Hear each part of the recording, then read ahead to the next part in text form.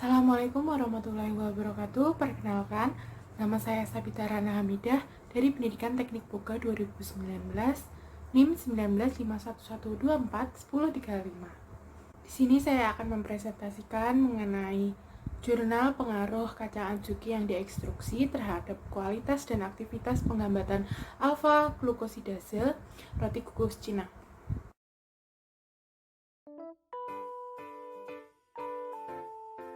Roti kukus Cina atau CSP adalah makanan pokok Cina yang terbuat dari tepung dan ragi yang mengandung protein dan karbo tetapi kekurangan lisin dan aktivitas biologis. Kemudian, kacang adzuki adalah kacang tradisional yang mengandung protein dan asam amino, terdapat kandungan lisin yang tinggi dan bagus bagi penderita diabetes. Ekstruksi meningkatkan penghambatan alfa glukosidase pada kacang adzuki yang baik untuk mengontrol glukosa darah postprandial.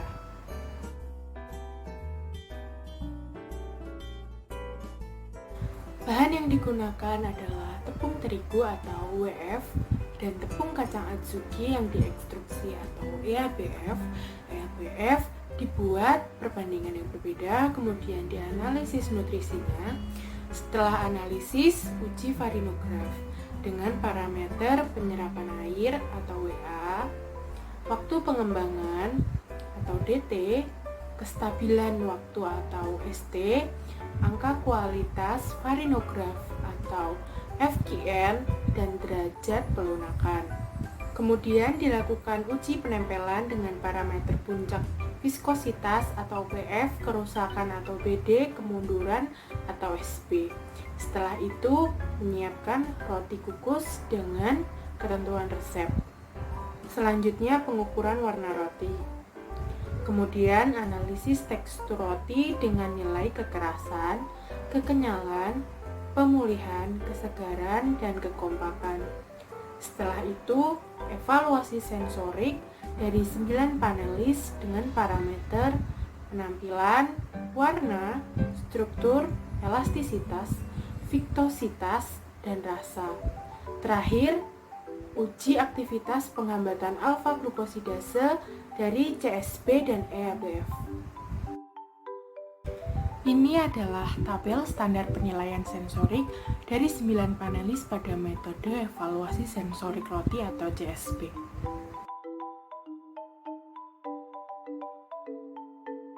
Komposisi nutrisi sampel tepung.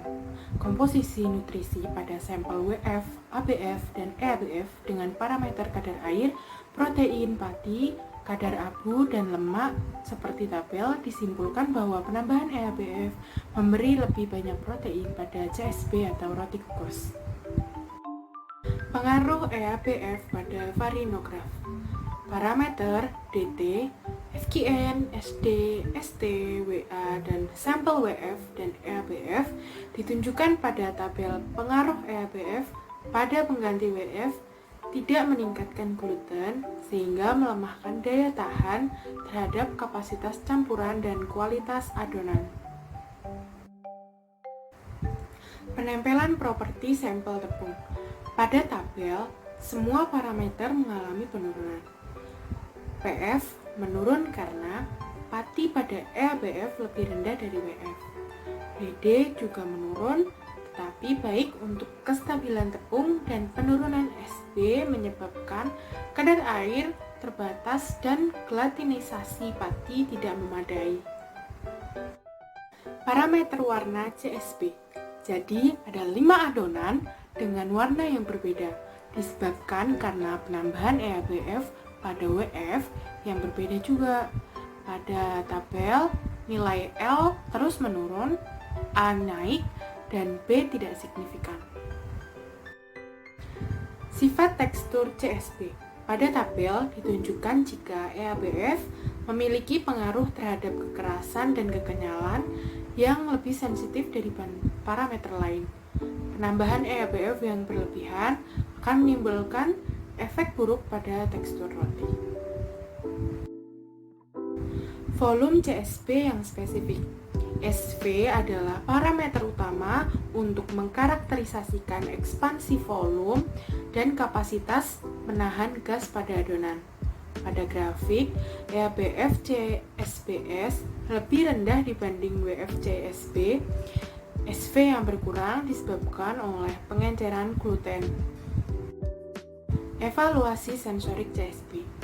Penambahan EABF menyebabkan perubahan varinograf, penempelan, sifat tekstur, penampilan, dan warna sesuai dengan grafik skor sensorik. Dari grafik, penambahan EABF 20% lebih baik untuk meningkatkan kualitas sensori roti karena menambah EABF yang berlebih akan buruk bagi rasa, penampilan, dan struktur roti. Kandungan protein dan asam amino esensial CSB. Pada tabel, peningkatan protein dan asam amino roti diuntungkan dari penambahan EABF. Pada tabel, EABF CSBS, protein dan asam amino lebih baik dari WF-CSB. Aktivitas penghambatan alfa-glukosidase dari CSB dan tepung. Dari tabel disimpulkan bahwa aktivitas penghambatan alfa-glukosidase protein dari EABF masih tetap ada setelah pengukusan. Jadi itu baik untuk roti kukus.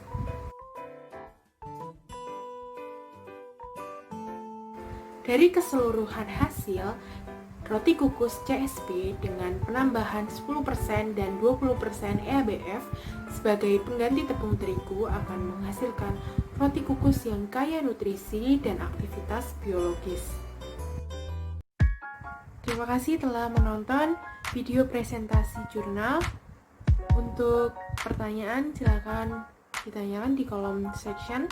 Wassalamualaikum warahmatullahi wabarakatuh.